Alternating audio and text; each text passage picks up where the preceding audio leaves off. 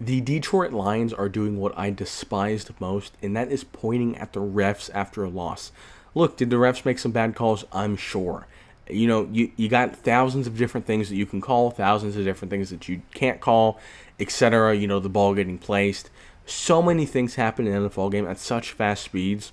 Yes, there are going to be some missed calls for sure. No doubt about it. Is that why you lost the game? Really?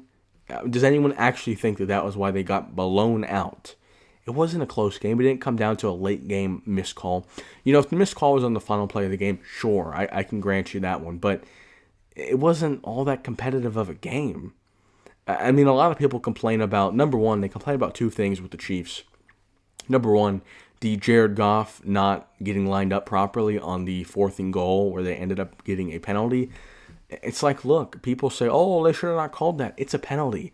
And the issue with these kind of fans that always complain is if it didn't get called, they would say, oh, the NFL scripted. They're only calling certain things at certain times.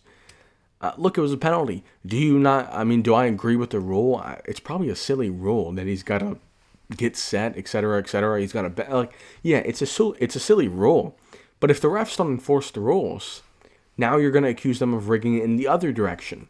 And then the other complaint was the Chiefs had 0 penalties, which I will admit, it is pretty unusual, no doubt about it. But you'd have to point to some instances where you want a flag.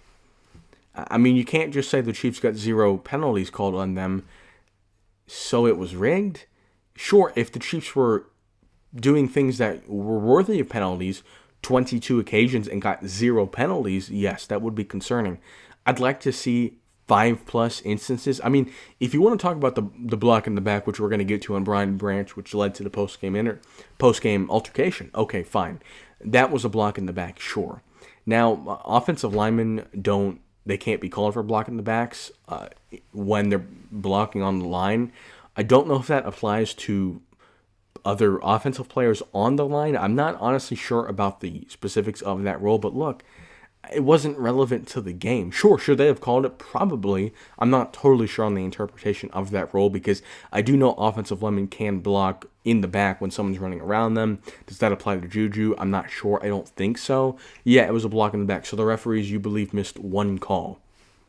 I'm sorry, that's going to happen. Inevitably, I'm sure there was multiple missed calls that didn't go against the Lions. That's just how it works.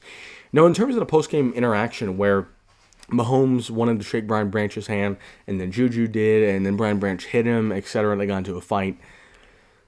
Look, I think a lot of people are overreacting. I think a 1-game suspension is fine.